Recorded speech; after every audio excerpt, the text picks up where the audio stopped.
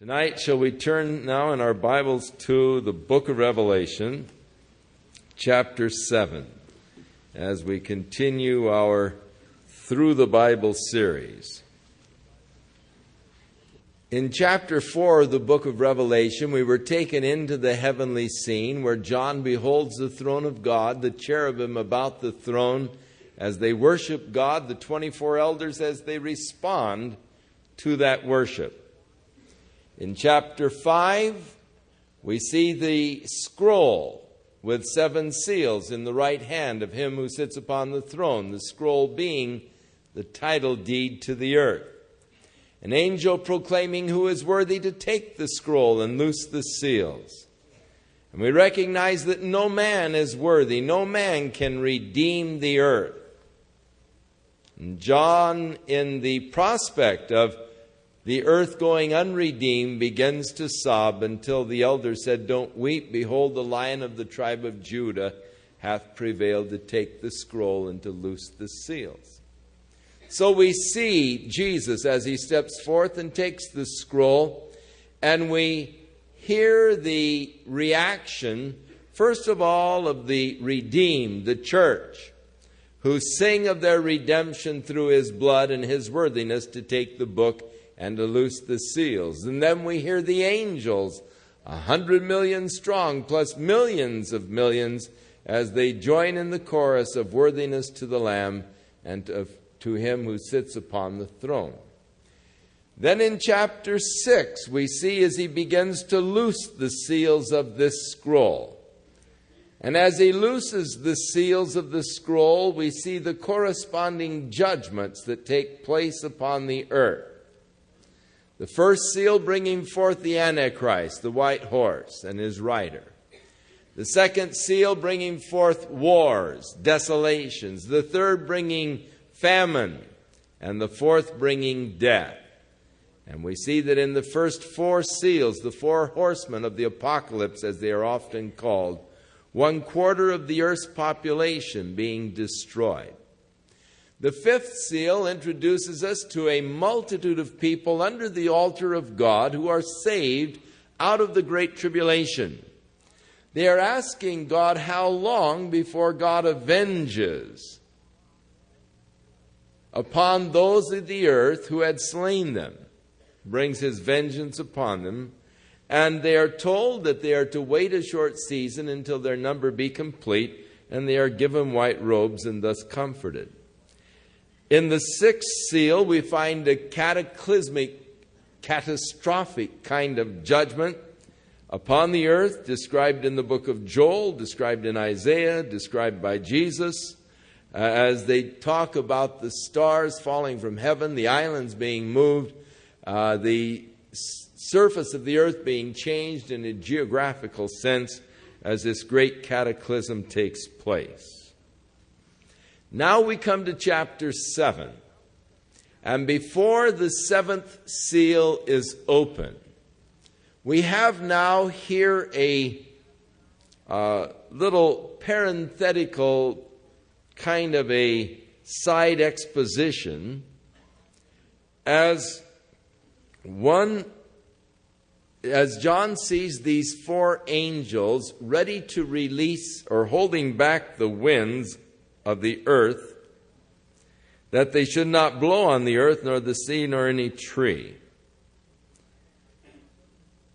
And I saw another angel ascending from the east, having the seal of the living God, and he cried with a loud voice to the 4 angels, to whom it was given to hurt the earth and the sea, saying, "Hurt not the earth, neither the sea, nor the trees, till we have sealed the servants of our God in their foreheads." Now we know that during the Great Tribulation, or during the 7-year period, of which 3.5 years would be designated Great Tribulation, that during the first 3.5 years of this period, when the Antichrist is setting up his power, his kingdom, that God has 2 witnesses, which we will be introduced to in the 11th chapter, who bear witness for 42 months or 3.5 years, and during the time of their witness, They shut up the heavens that it rain not during the time that they are witnessing.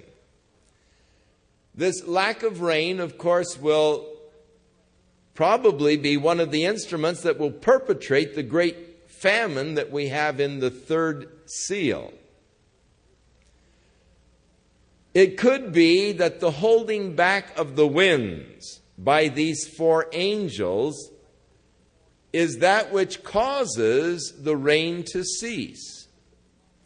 You see, we have our hydraulic cycle where the ocean waters are evaporated into the atmosphere and then carried by the winds over the land, where as the clouds begin to cool, the rain, the gases condense and form into rain and fall to the earth, and thus the earth is watered in this hydraulic cycle, and it's a beautiful engineering plan of God to water the earth. But if the winds were held back, then the water that would evaporate into the atmosphere would not be carried over the earth and would probably start being sustained within the atmosphere itself, causing some very interesting atmospheric kind of phenomena, as the water would again be suspended in a greater concentration in the atmosphere. So here are four angels standing in the four corners of the earth. And the word corners is probably a poor translation. The Greek word is translated in the present time into quadrants.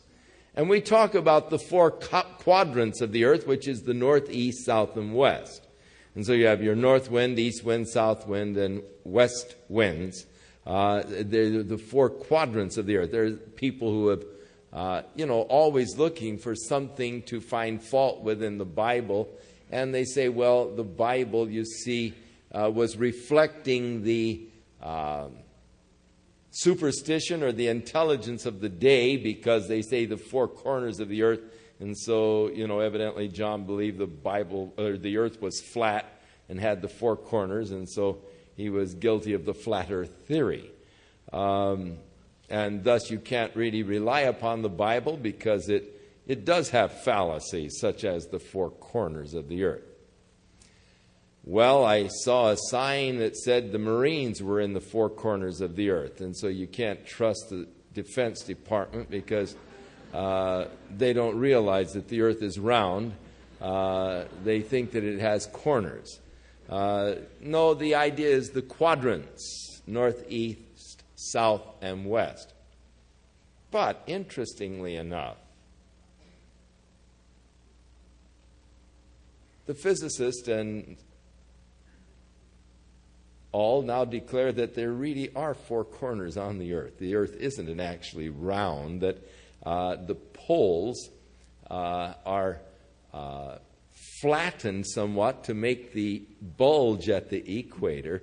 And so the earth is more of an elliptical shape, but the bulge actually creates about four corners of the earth. And that's one of the latest declarations of those men who study such things. But it's talking about the four quadrants, the four winds, the north, east, south, and west wind. And it is interesting to me that these angels, and they must be very fascinating creatures, have the power to hold back the winds that they blow not. Here they're holding back the winds. But they are told by this other angel who ascends from the east, having the seal of the living God, crying with a loud voice to the four angels to whom it was given to hurt the earth and the sea, saying, "Don't hurt them until we have sealed the servants of our God in their foreheads." And I heard the number of those that were sealed, and there were 144,000 of all the tribes of the children of Israel. Now that's very plain, isn't it? How many are sealed? 144,000. Who are they? of all of the tribes of the children. What can be plainer than that? Now, a lot of people have trouble with the book of Revelation because they say, well, you just can't understand it. You see, the 144,000 doesn't really mean 144,000. It's a symbolic number. It's 12 times 12,000. And 12 being the number of human government. And, start getting into it further and further and further. And so it means that one man is going to rule 1 month during the 1,000 years of the kingdom age, and all kinds of weird speculation on this.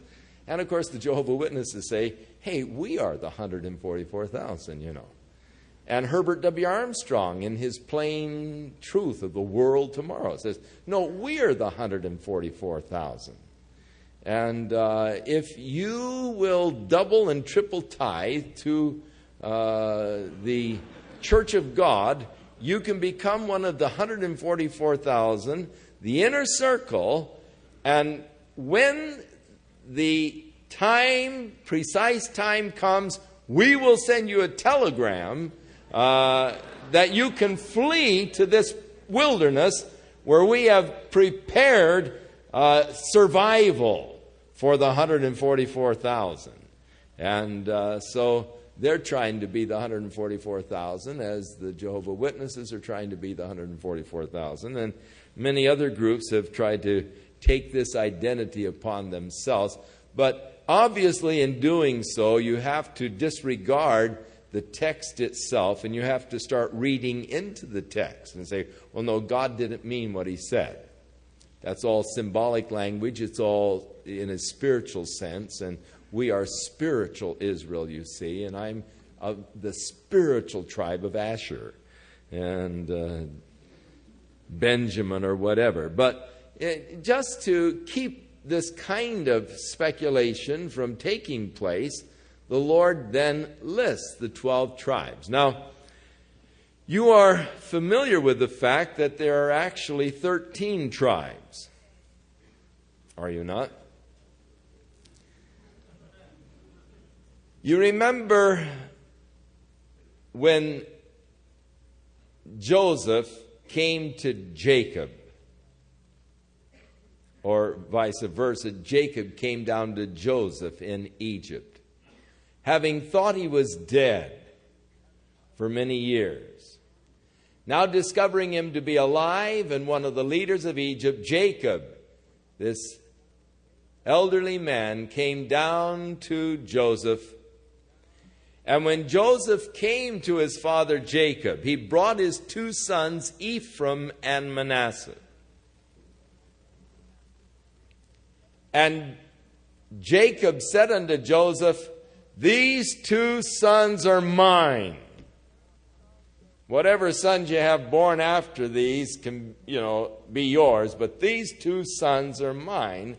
And he claimed the 2 sons of Joseph, Ephraim and Manasseh. And so Ephraim and Manasseh both became tribes in Israel. And so the tribe of Joseph is divided into 2, into the tribes of Ephraim and Manasseh. So the Levitical tribe became the 13th tribe, but was usually not numbered among the tribes. For instance, in the division of the land, there was no portion for Levi because the Lord was their portion. So the land was apportioned into 12 sections, one for each of the tribes, and Ephraim and Manasseh both received their allotments. Now, as a rule, you don't read of the tribe of Joseph because it was into 2 tribes. Here we find the tribe of Joseph and the tribe of Manasseh. So when it refers to the tribe of Joseph, no doubt it is the tribe of Ephraim, because Manasseh is also listed as being sealed, the 12,000 here in the 7th chapter. And so the interesting thing is that the tribe of Levi is also listed here, but the tribe of Dan is thus omitted. Dan was the first of the tribes to go into idolatry. If you go to the Tell of Dan in northern Israel today, they have excavated quite a large area of pagan worship, as the tribe of Dan was the leader in idolatry, the first tribe to go into idolatry. And it could be that is the reason why God has not sealed them from some of the things that are going to transpire during the Great Tribulation period. You find, as we move along in the book, that the 144,000 who are sealed are protected divinely by God from many of the judgments which are going to come upon the earth. So, 12,000 of each tribe, the tribe of Judah being listed first, because Reuben lost his birthright because of his going into his father's concubine. He lost his birthright, and it was given over to Judah, and to Judah was given the scepter, that Judah should be the reigning tribe. And of course, we know that David came from the tribe of Judah, and then Jesus later, who was that branch out of Judah, the stem of Jesse, that would arise, or the branch of Jesse that should come out of Judah, the Lion of the tribe of Judah. So the tribe of Judah listed first, and then Reuben, who was the oldest son but lost his ranking, and of Gad, and of each of these sons, the 12,000. And after this, verse 9, so that's our 144,000. They're sealed now. Later on, we'll come across them again as we see them protected from various judgments that are coming. After this I beheld, and lo, a great multitude which no man could number, of all of the nations and kindreds and people and tongues. They were standing before the throne and before the Lamb, and they were clothed with white robes, and they had palms in their hands.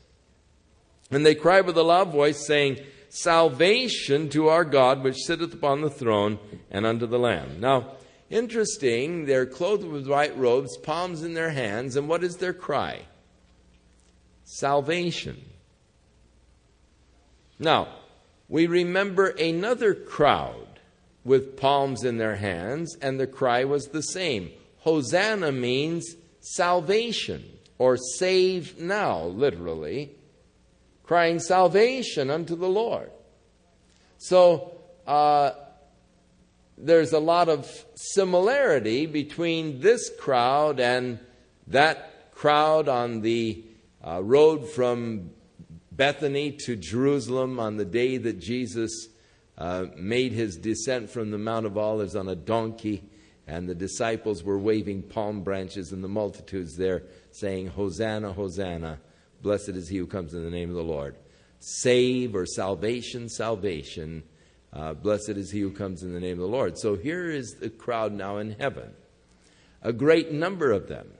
However, these are from all over the world, from all of the various races, ethnic groups. Their cry is the same, salvation to our God, which sits upon the throne, and unto the Lamb. And all of the angels stood round about the throne, and about the elders, and the four living creatures of the cherubim, and they fell before the throne on their faces and worshipped God, saying, So be it. Blessing and glory and wisdom and thanksgiving and honor and power and might be unto our God forever and ever. Amen. Now, when the church sings its song of redemption, verse 9 of chapter 5, they sang the new song saying, Thou art worthy. The angels respond to that song in worship, saying, Worthy is the Lamb that was slain to receive the power and riches and wisdom and strength and honor and glory and blessing. hear the same things with a couple of differences. To the church's song, they refer to riches, for interestingly enough, the Lord considers us as His treasure. Paul prayed for the Ephesians that they might receive a spirit of wisdom and understanding, that they might know what is His riches in the saints, or you might know how much God values you. You remember the parable of Jesus concerning the kingdom of heaven was likened to a man going through the field and discovering a treasure, and who for the joy thereof went out and sold everything so he could buy the field and have the treasure. Now the field, Jesus said, is the world. And He was the one that gave everything. He gave His life to purchase the world in order that He might obtain the treasure. So if you only knew, Paul said, how highly the Lord treasures or values you. And Peter writing says, we are His peculiar treasure. Well, it's peculiar to me that God would, take such value in me, that God would treasure me. But we are His inheritance. So riches, when the church declares its song, for we are His inheritance, His riches. When this group sings, thanksgiving is substituted for riches. And so that's the difference in the response to the two groups. As the angels respond to this second group, the response is not of riches, but of thanksgiving. Interesting little difference here. They are different groups. We do not see the church here in chapter 7, but we see those who were in chapter 6 under the 5th seal, who were martyred during the Great Tribulation for their testimony, who were crying for vengeance on those who dwelled upon the earth, who were given white robes and told that they should wait for a short season until their full number be complete.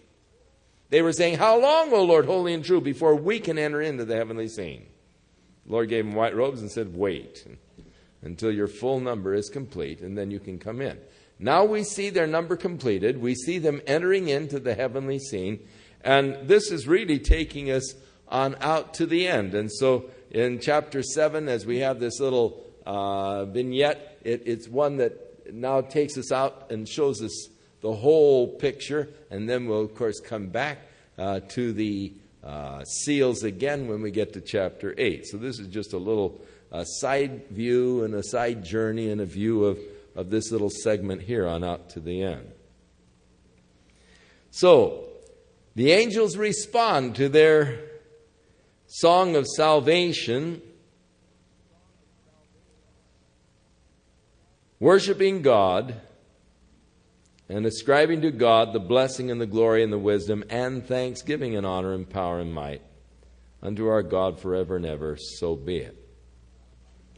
Now one of the elders asked John a rhetorical question, saying, what are these which are arrayed in white robes, and where did they come from?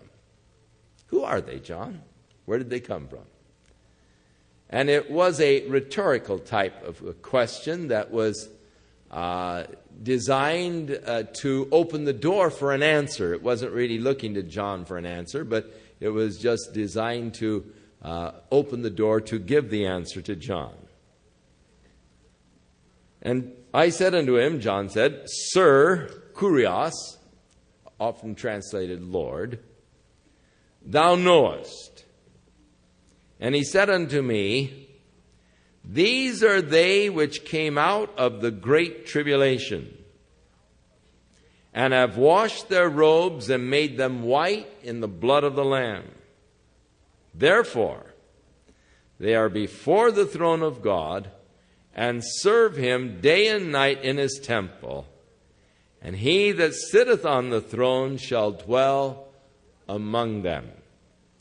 Now we find that ultimately these are to receive all of the rights and the privileges of God's redeemed people, the church. At the present time, they were not allowed to come into the scene in chapter 6, the fifth seal. Now that they come in a serving capacity, serving him in his temple day and night. Whereas the church is reigning with him, and the promise to the church is that they would reign with him. Unto him who loved us and purchased us with his blood.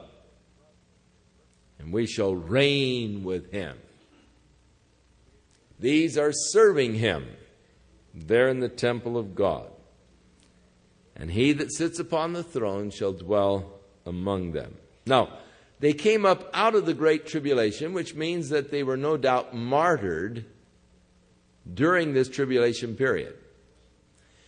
And we will read where when the Antichrist takes over, he's going to bring in a new economic system which requires everyone receiving a mark and no one being able to buy or sell without that mark. However, anyone who takes the mark will be consigned to a hopeless eternal future. No hope for salvation for anyone who takes the mark of the beast. So they have power, though, to put to death those that refuse to take the mark. Of course, not being able to buy or sell, you could probably starve to death quite easily. So a great number of people will be saved after the church is raptured. Now, there is an indication that those that will be saved after the rapture are those who had never heard the gospel before. That indication comes from Paul in writing to the Thessalonians, his second epistle, talking about the coming of the Antichrist. He declared that because they did not want to believe the truth, God gave them over to deception that they would believe the lie. So those who have consciously and willingly rejected the truth that is in Jesus Christ, when the Antichrist comes, will bring a strong delusion, and God will allow them to be deluded because they did not want to keep the truth. But there are perhaps 2 billion people on the earth today who have never heard the message of salvation through Jesus Christ. During this period of time, the message of salvation will be declared by the 144,000 that have been sealed. It will also be declared by angels flying through the midst of heaven. And among the 2 billion people who have never heard the saving grace of God through Jesus Christ, there will be many who will receive the witness and the message of the 144,000 and of the angels and will be saved, martyred, and brought into the heavenly scene. A great number that no man could count, we are told. From all over the world, from all of the nations, kindreds of peoples and tongues. So an interesting group in heaven. John did not recognize them. Had they been the church and the elders said, "Who are these? Where did they come from?" John would say, "Well, that's the church, you know. I know them. I'm a part of that group." But he did not recognize them because they are a saved multitude that are not the church. And thus, to John, it is a mystery. But the mystery is explained by the elder. They came up out of the Great Tribulation. They were martyred, and during the Great Tribulation period, washed their robes and made them white in the blood of the Lamb. Now, they shall hunger no more, neither thirst any more. As we proceed on into the further judgments of God that are going to come upon the earth, we find that the fresh water supplies are going to be polluted, so that men will have a real scarcity of water. Not only, of course, if it doesn't rain for 3.5 years, that's going to deplete the water. Also, imagine what would happen even here in Southern California if there were 3 years without water. It wouldn't take long to use up our supplies.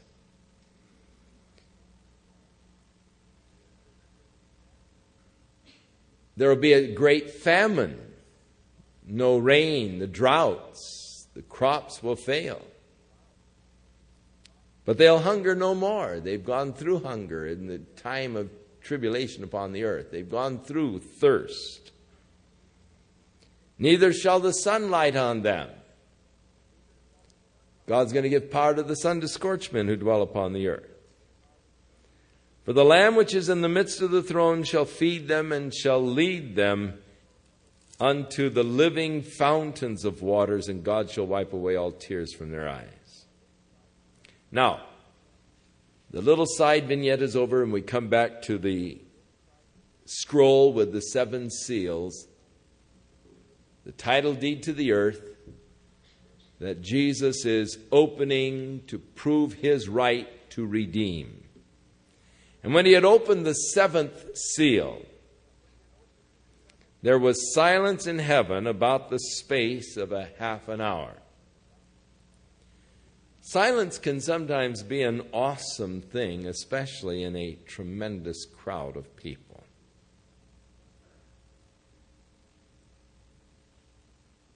You see what silence for 15 seconds does. It seems like it expanded, quiet, and it's sort of an awesome thing. And there in heaven, vast multitudes. We've been singing, we've been worshiping, we've been seeing all of the activity that is there. Suddenly there is silence when this 7th seal is opened. Sort of an awesome time. Now, out of the 7th seal, there will proceed now 7 trumpet judgments. In these pyrotechnic displays during the 4th of July, you've seen these skyrockets that burst open. Big flash. But then from that, there will be a secondary, and just about the time the big first one begins to fade, then there will be that second one that comes out of it, another flash.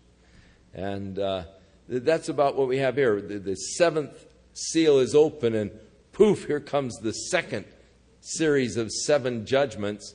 Out of the 7th seal, the 7 trumpets now burst out. When you get to the 7th trumpet, then the 7 vials of God's wrath, which complete the plagues, will be bursting out and coming forth. And so the silence, about the space of a half hour in heaven, just before now this second series of judgments.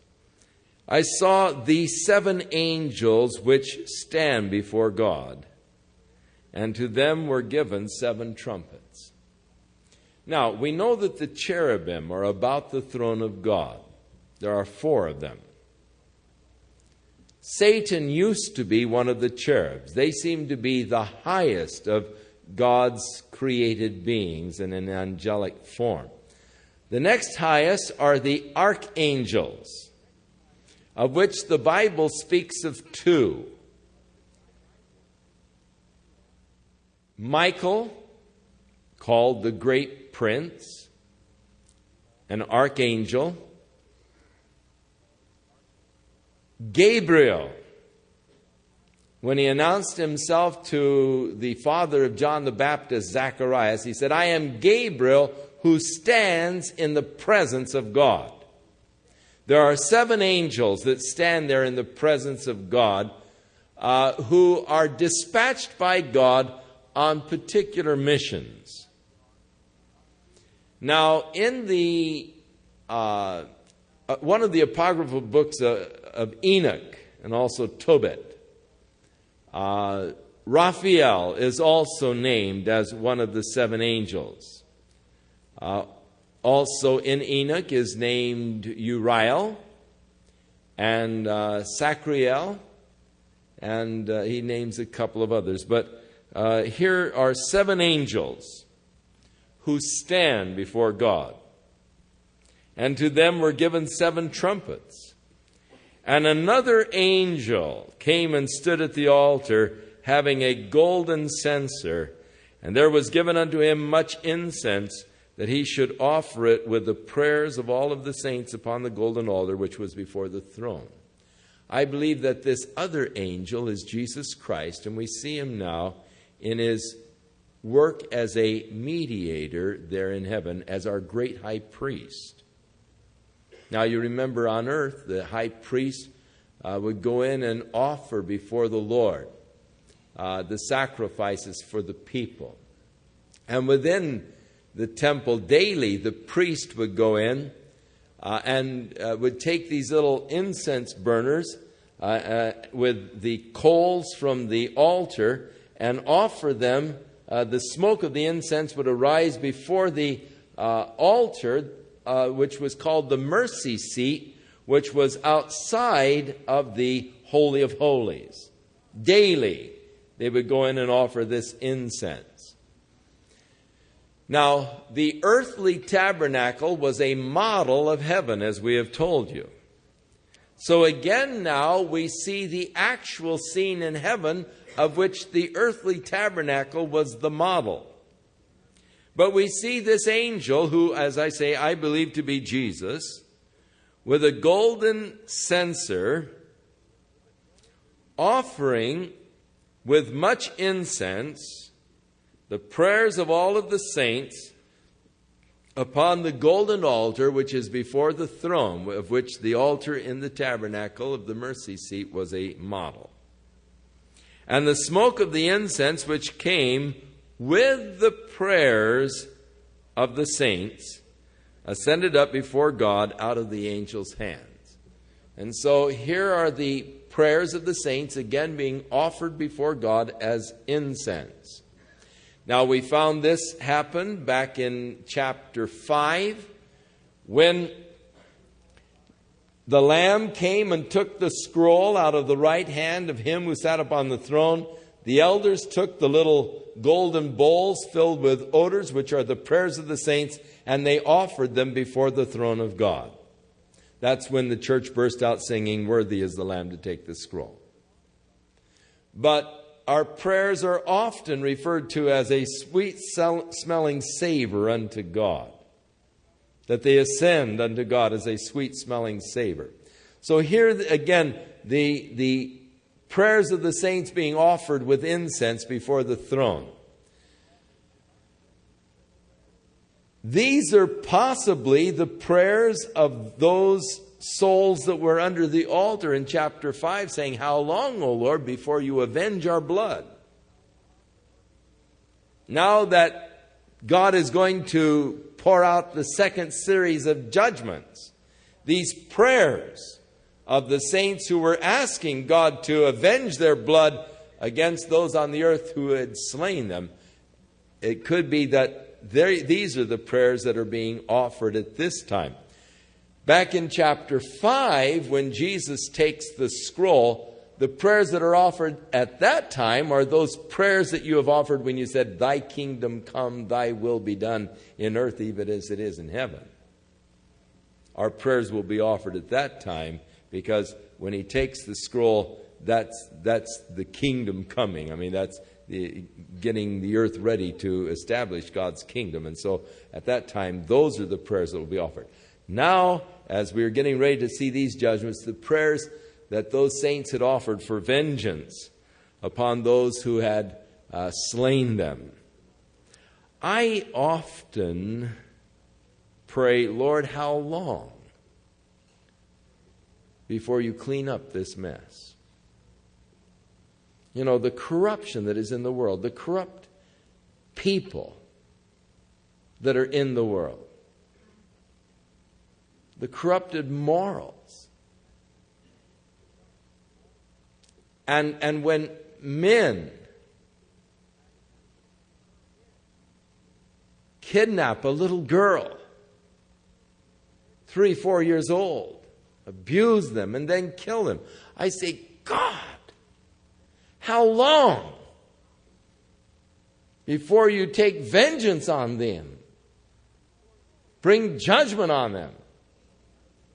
I mean, I really get excited over these things. And I really pray, Lord, how long are you going to let this go on? This corruption and all go on. The day is coming. God will judge the earth.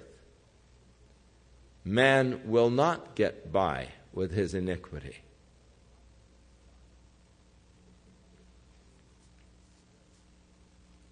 And so the prayers of the saints upon the golden altar before the throne, and the smoke of the incense which came in with the prayers of the saints ascended up before God out of the angel's hand. And the angel took the censer. He filled it with fire from the altar and cast it into the earth. And there were voices and thunderings and lightnings and an earthquake. And the 7 angels which had the 7 trumpets prepared themselves to sound. And so we see a spectacular display of lightning, thunderings, and an earthquake that precede then the sounding of the 7 trumpets. And the first angel sounded, and there followed hail and fire mingled with blood.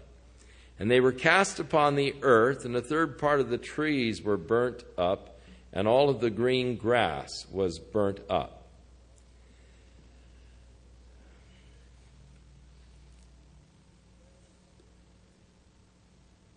There is in our solar system an asteroid belt that does create great concern to many of the scientists and astronomers. Outside of Tucson, Arizona, they have established the KIT telescope. In fact, it's quite a group of telescopes out there on Kit Mountain. And one of the main objects of research is that of charting and plotting and searching for asteroids that do present a real threat to the earth. There are some 2,000 asteroids that have already been identified whose orbits can ultimately bring them into a collision course with the earth.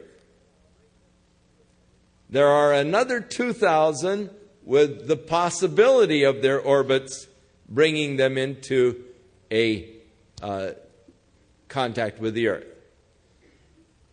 The scientists are actually discussing preventative measures that might be taken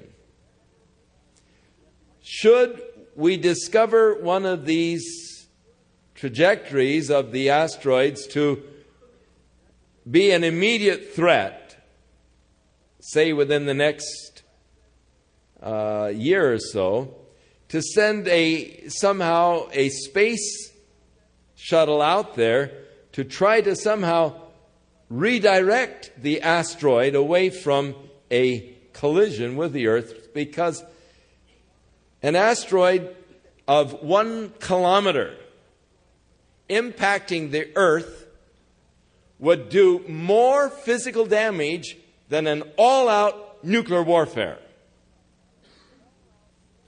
The only thing it would not have would be the radiation after effects. We know that the earth has shifted from its polar axis. We know that the northern area of the North Pole, up in those areas, the Arctic Circle, was not always an Arctic Circle. It was not always a frozen waste. It was not always covered with ice. For there in the ice they have found mastodons, perfectly preserved, frozen. They're in the ice with tropical vegetation in their digestive tracts. It is believed by many scientists that the shift of the polar axis could have taken place as the result of an asteroid impacting the Earth. They believe that the crater there in Arizona outside of Winslow, that is 3 miles in diameter, 522 feet deep, that this crater was formed perhaps by an impact of an asteroid. And that was large enough, if the impact came at the right direction, coming in at the right direction, could have jerked the earth. In other words, you take and here's a ball that's spinning, and suddenly you hit that ball with tremendous force. You can stop the spin of the ball, or you can cause the ball to flip over. So an asteroid hitting the earth would cause it to flip, and suddenly these mastodons, who were living 1,600 miles away from all of this polar Arctic ice, the earth gets jerked in just a moment's time, 1,600 miles, and suddenly this tropical area is under this cold air mass of the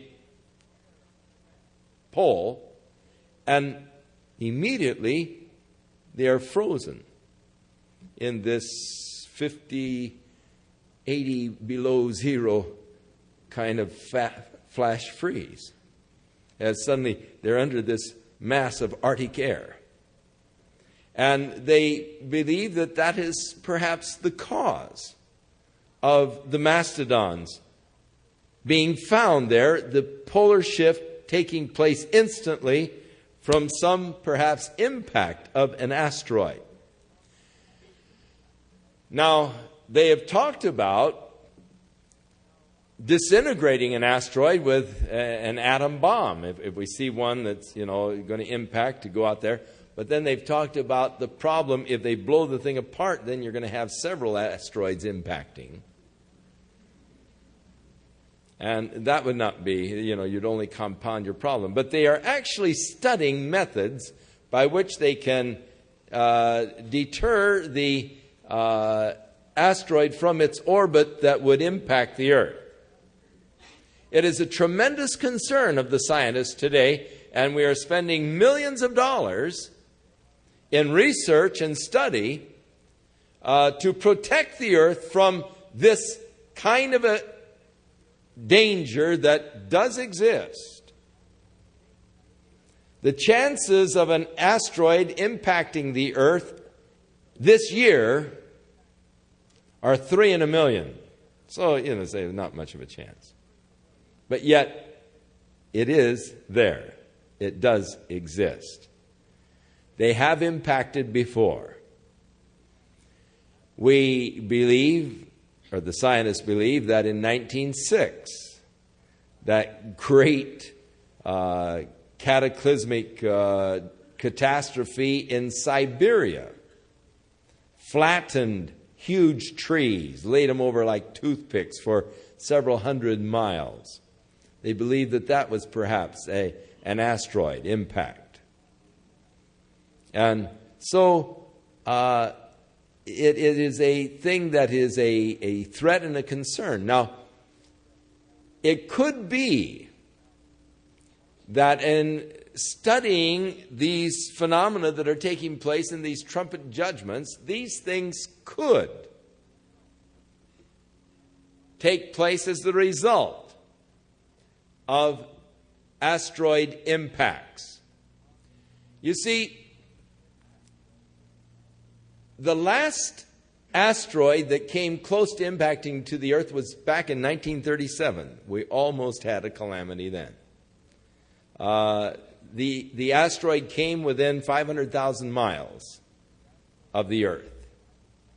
And, of course, we were monitoring the thing, and we didn't know. At that time, we weren't able, with computers, to plot the trajectory enough to know whether or not it was going to impact. But a lot of people thought it was going to impact back in 1937. That was the last close encounter that we had with an asteroid of any size.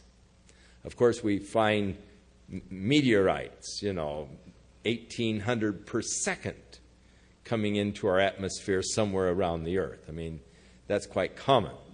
Now, this year, Halley's Comet is returning. Behind Halley's Comet is that tail that is just a bunch of what they call space garbage, debris. But meteorites, and every August we have a beautiful heavenly display, usually around the 20th, 21st of August or so, when we pass through the debris of the tail of Halley's Comet left by its last orbit around this direction. And this junk that is there in space, we every year pass through the orbit, and when the Earth orbits around the sun, when we get to that point where all that junk is, we see the what we call the falling stars, or those showers. And many nights I have stayed out and watched the shower, and it's really an exciting experience.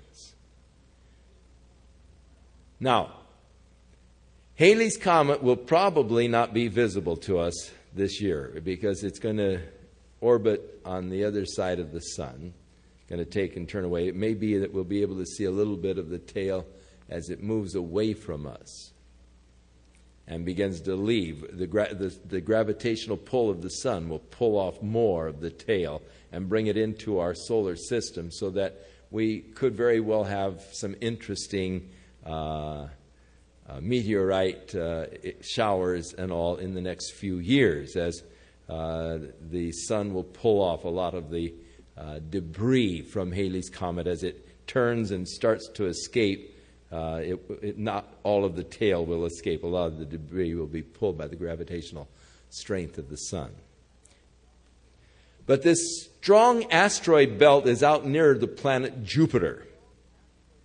But sometimes they're pulled out of their orbit there and are brought into a collision course with the Earth. And it is something that is being studied and is quite interesting to the scientists. Now, we find Jesus saying that the stars of heaven are going to fall like a fig tree casting forth its untimely fruit. In other words, some of these meteorite showers that we've seen are nothing to be compared with what's going to happen during the Great Tribulation period. And some of these things that are transpiring do sound like perhaps impact with asteroids and the effect that it would have. So the first angel sounded, followed a hail and fire mingled with blood, cast upon the earth. Now remember, the earth has gone through a period of 3.5 years drought. So all of the trees are very dry and all, and with this fiery shower hitting the earth, the trees and the dry grasses and all will be like tinder. A third part of them will go up in smoke. The second angel sounded, and it was like a great mountain, and this now does sound like an asteroid indeed.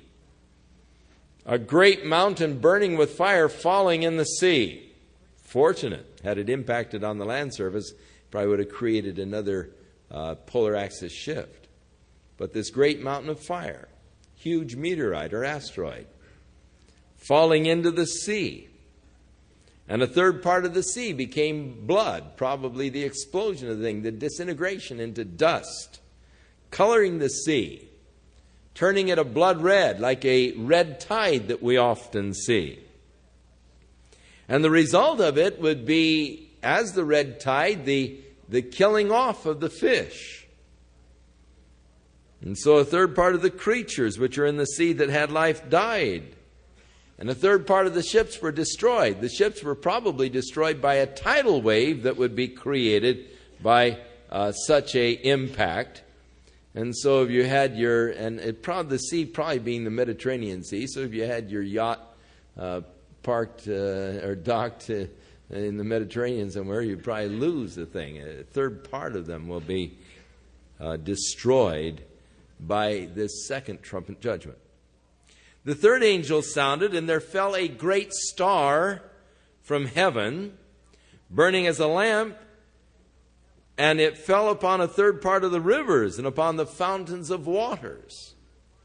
And the name of the star is wormwood. The word is also translated hemlock. It's a bitter, poisonous substance. And a third part of the waters became wormwood or poisonous, and many men died of the waters because they were made bitter, poisonous, as the result of this third star, or the star falling from heaven, the third trumpet.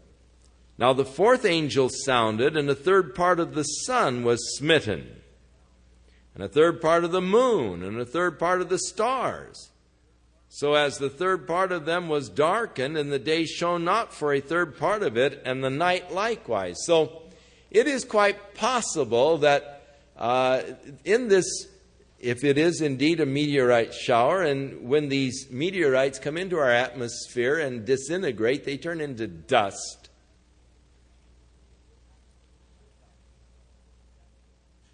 And it could be that a tremendously heavy shower could create so much dust in our atmosphere that would actually begin to filter out the light of the sun. Even as when Mount St. Helens erupted and it became dark at noon in several of the cities in Washington around Mount St. Helens, as that thing disintegrated into dust and really darkened the skies. So a heavy kind of a meteorite shower, as you know, if it's like a fig tree dropping its figs in a wind, just this heavy shower of meteorites around the earth, disintegrating into dust, could very well shade the sun for a time by all of the debris in the atmosphere. And so the sun shone but for a third part, and the moon, of course, which is just a reflection of the sun, and the stars. And I beheld, and I heard an angel flying through the midst of heaven, saying with a loud voice, Woe, woe, woe to the inhabitants of the earth by reason of the other voices of the trumpet and of the three angels which are yet to sound. Now this word angel here is not the same word that we've been dealing with, angelos, which is messenger, but aetos, which is also translated eagle. And in some of your translations you'll find eagle. The eagle flying through the midst of heaven. But you remember that the cherubim, one of the faces was that of an eagle. So this could be both an angel and an eagle, or one of the cherubim. Certainly it's not an eagle as we know an eagle. They're not able to speak. This one flies through the heavens and warns all of the inhabitants of the earth. So it's a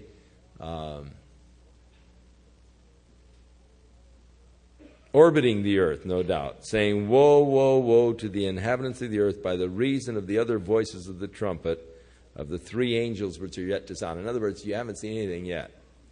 4 angels have sounded, And we've had some pretty cataclysmic effects, but hey, what's to come is even worse. Woe, woe, woe to the inhabitants of the earth. Now, I had a parrot once that I trained to say, woe, woe, woe.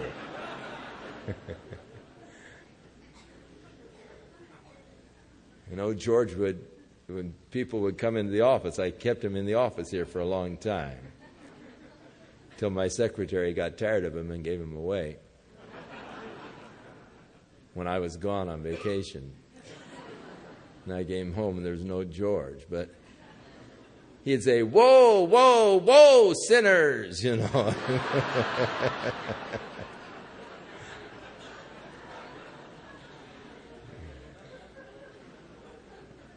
He was a nice bird.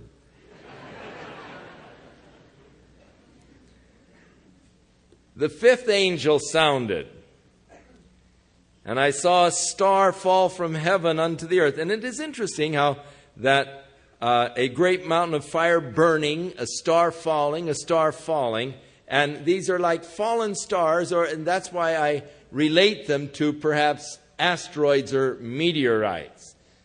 I could be completely wrong, but you do have, in other words, there are a lot of people who like to sort of speculate and in observed and knowable phenomena. These are not unreasonable. We know of phenomena that could create such things, such as impacting with asteroids or meteorites or whatever. So the fifth angel sounded, and I saw a star fallen from heaven unto the earth, or a fallen star. And to him was given the key of the abyss, the abuso in Greek, the abyss, translated bottomless pit. Now, the translation bottomless pit is a correct translation of this word abuso. And it is probably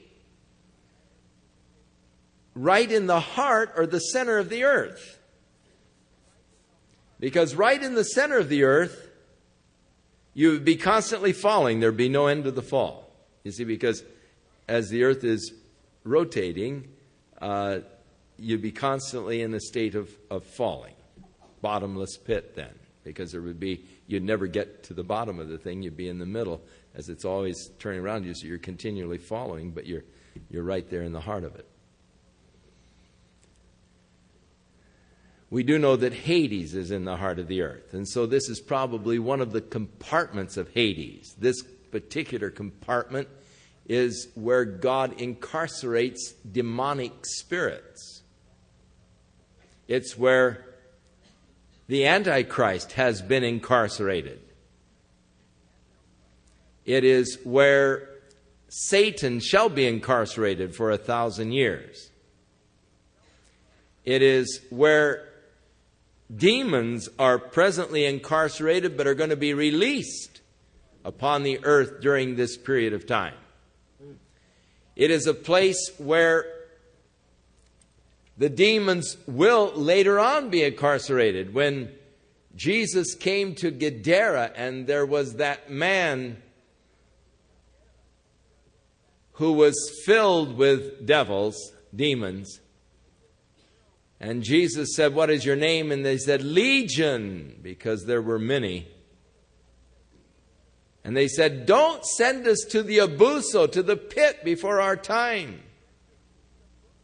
Let us be free for a while longer." Now they knew that their time was coming when they would be consigned to the abuso, the place, a compartment in Hades, as there is another compartment called Tartarus. A compartment in Hades. This one for fallen angels or fallen spirits, demonic spirits, whereas Hades itself is for the rebellious man. And so he sees the fallen star from heaven, who no doubt is Satan. He has the key to the abuso. And he opened the abuso, the bottomless pit. And there arose a smoke out of the pit as the smoke of a great furnace, and the sun and the air were darkened by reason of the smoke of the pit. And so somewhere upon the earth there is probably a fissure of some kind that goes down to the heart of the earth that shall be opened. And as it is, like a furnace, this smoke is going to ascend from the heart of the earth, darkening the skies, as the skies were darkened after the eruption of Krakatoa and after the eruption of Mount St. Helens, Krakatoa. And there came out of the smoke creatures, demonic creatures. They, as John sees them, because they swarm in great clouds, they are like locusts, in that they cover the skies, and the skies become dark. And, of course, in that part of the world, they have plagues of locusts that actually so many millions of them that it turns the skies dark as they invade an area. And so these are like a locust plague. And to them was given power as scorpions of the earth have power. And they were commanded that they should not hurt the grass of the earth. And of course that's the natural food of the locusts. Neither any green thing, neither any tree, the general diet of the locust, but only those men which have not the seal of God in their foreheads. So at this point, God is going to start separating those that have His seal in their foreheads from those who do not. Even as God made a separation in the plagues in Egypt. And there was darkness in Egypt, but in Israel there was not darkness. Frogs in Egypt, but among the camp of the Israelites there weren't frogs. Frogs in their beds, frogs in their kneading troughs and so forth. They would knead their dough, and frogs, just everywhere frogs, except in the area of Israel. God made a separation, a difference, so He will again. And to them was given that they should not kill the people, but that they should be tormented for 5 months. And their torment was as the torment of a scorpion when it strikes a man. Over there in the Middle East, the scorpion, and of course upon the earth there are several varieties of scorpions. But there in the Middle East, the scorpion that is over there has a sting which is purported to be the worst pain of any sting possible. And these locusts have power to inflict this kind of a stinging torment like scorpions for a period of 5 months. And in those days shall men seek death. The torment being so fierce, men will seek death and shall not find it. Shall desire to die, and death shall flee from them. So an interesting period when death takes a holiday for 5 months. Now, death is an interesting phenomenon. It's something we don't fully understand, all of the real mechanics of it. What does happen when the spirit of man leaves his body? We say, well, it's death. They have the EEG probes all connected, and they watch the little monitor, and they watch the brainwave activity as it flutters there on the monitor and shows across the screen. But then when the line goes flat, they'll monitor it usually for 24 hours, and then they'll pull the plug. And when the oxygen is no longer being provided, if there is any life at all, the brain will start searching for oxygen, and you'll see a little flutter on the screen again, so they plug it back in. But if there's no flutter, the line stays flat. They say, well, he's dead. Spirit's gone. Soul is gone. Consciousness is gone. He's dead.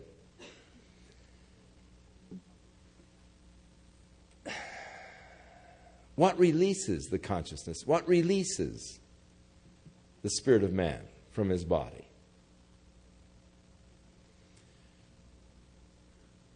We see people who can live for years in comas. The spirit doesn't leave, yet their body is there, and yet they haven't the capacity of doing it. They're just in a comatose state. Why hasn't the spirit left? What keeps the spirit there?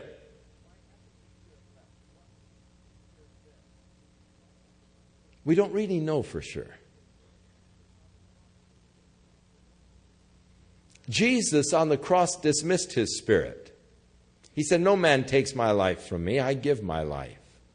I have the power to give it, and I have the power to lay it down, and I have the power to take it up again. No man takes my life from me. And on the cross, it said he bowed his head and dismissed his spirit. Gave up his spirit. He just bowed his head and said, okay, you can go. Now, he had the power to do that.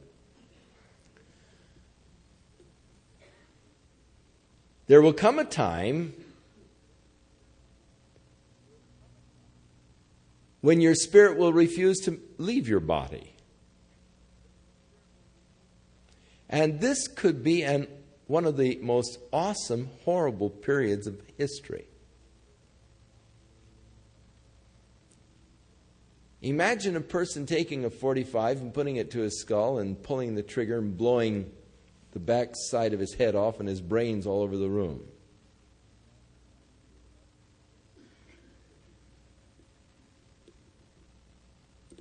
And yet he not dying. The spirit not leaving. And he goes around with this hole in his head. But he keeps on living. The spirit won't leave. That could be horrible. You see, the real me is spirit. The body is the instrument that God has given to me whereby I can express myself. But the body is the medium of expression for me. But the real me is spirit. The real me is not the body. The real me is spirit. Through the body, my spirit can express itself. And that's what God has designed. He has designed the body as the medium by which I can express myself to others, and I can relate to others, and they can relate to me. It's the medium by which we come to know each other, we come to appreciate and love each other. This medium of our bodies by which our spirits express themselves to each other. Now, generally, when through age, accident, illness, disease, or whatever, generally, when the body can no longer fulfill the functions for which God purposed, when the body can no longer really express me, when the body gives me more pain and suffering than joy and pleasure, or when the body is so weakened that it can't really express me anymore, then God releases my spirit from this body. And my spirit then moves into my new body, the building of God not made with hands, eternal in the heavens.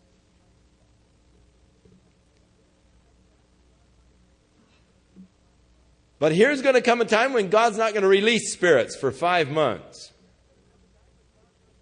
And people will actually seek to die, perhaps mutilate their bodies, and under normal circumstances their spirit would have left.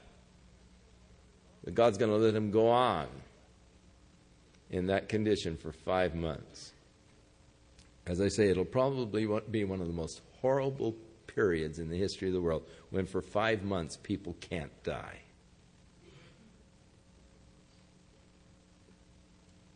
Death is a blessing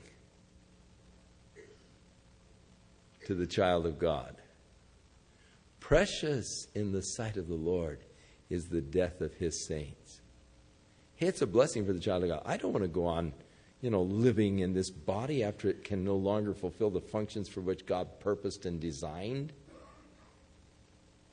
I don't want to just lie in a bed just staring at the ceiling and needles and intravenous into me and oxygen and people come in and look at me like I just, and have to be there month after month and year after year and for 50, 100, 200 years you're just lying there, and staring at the sky and can't say anything or do anything. That would be horrible. That would be hell. Death is a blessing.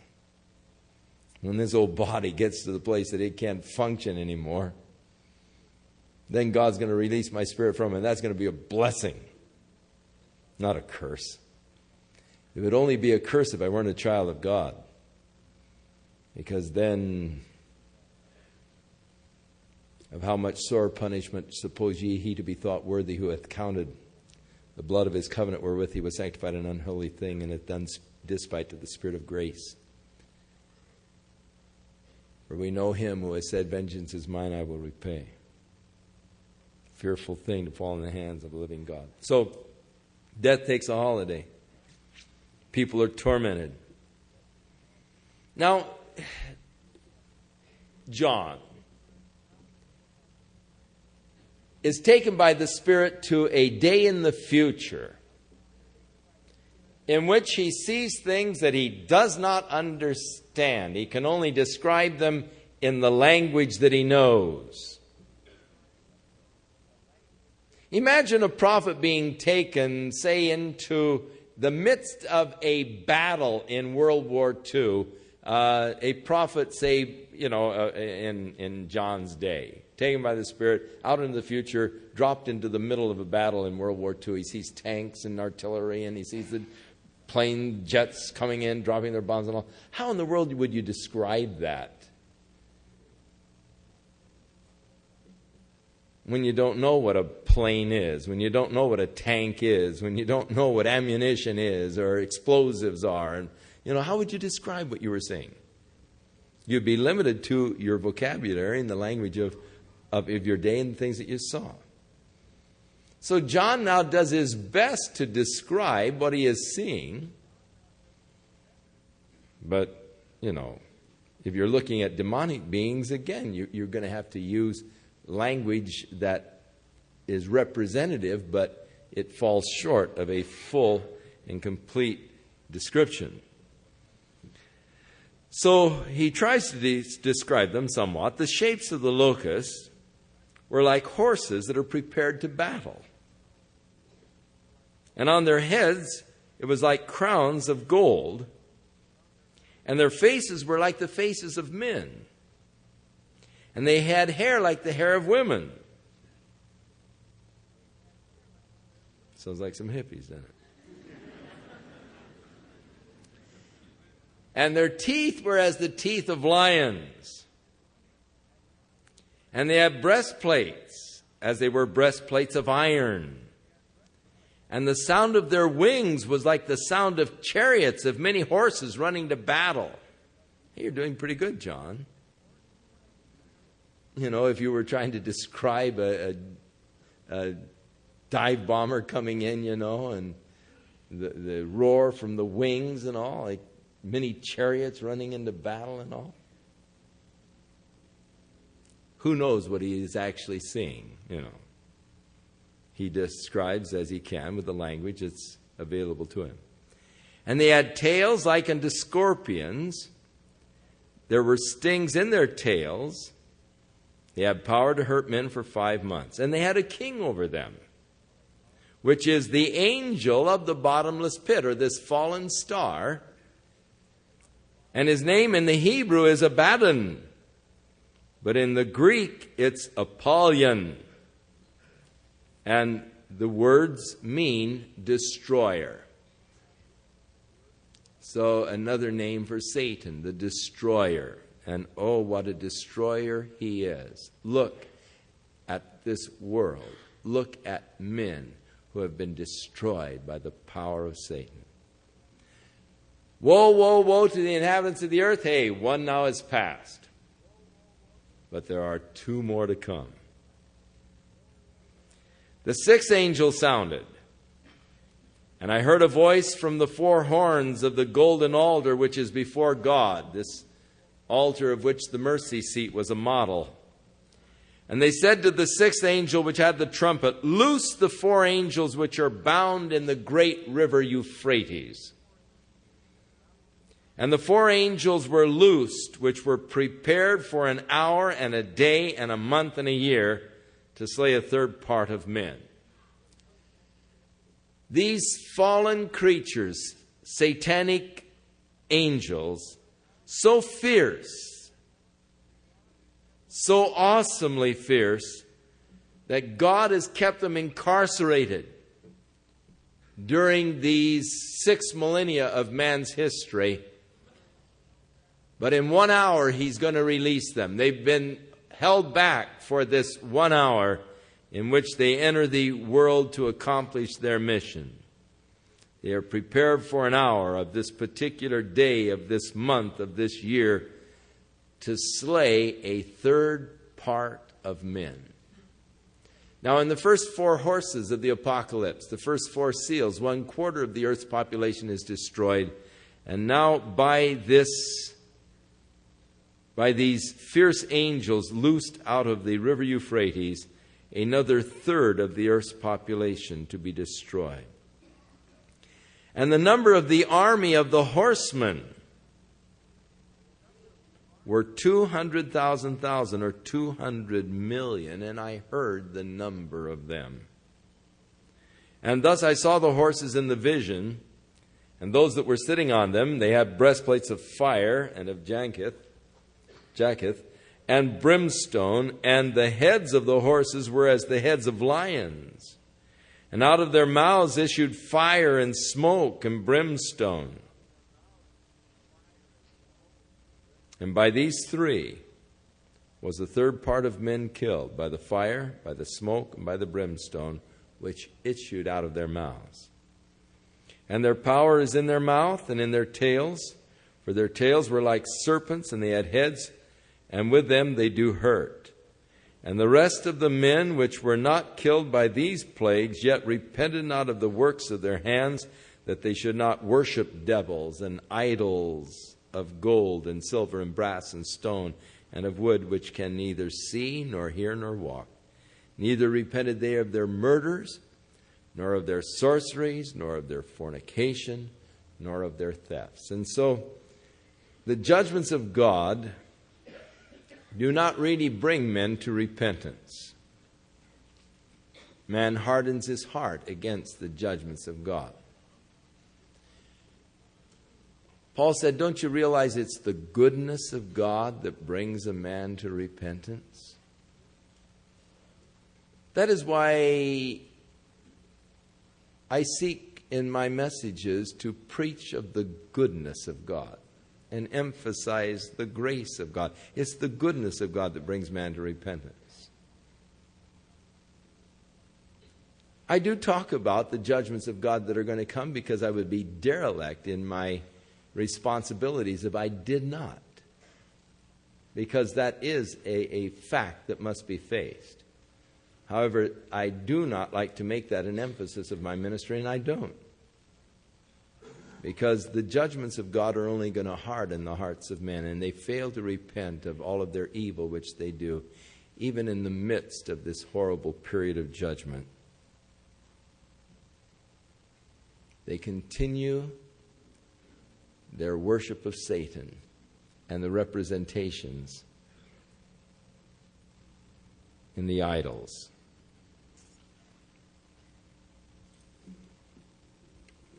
Next week, we'll take the next 3 chapters. 2 woes are past. The 3rd woe is yet to happen. The 7th trumpet, from which will come the 7 vials, the last final plagues. But in the meantime, we're going to have a little interesting digression. Chapter 10, we're going to have a little digression into the glorious return of Jesus Christ. Chapter 11, we're going to be introduced to the 2 witnesses.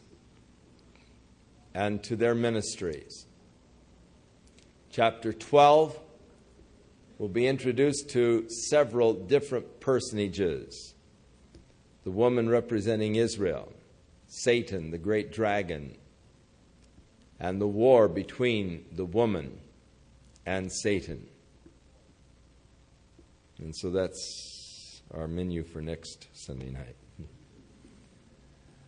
May the Lord be with you and watch over and keep you in His love. May you experience the touch of God upon your life, His strength, His help, His guidance, His wisdom. Give the week over to the Lord. Acknowledge Him in all things, that He might direct your path in His way of righteousness as you live a life that is pleasing and accepting unto Him.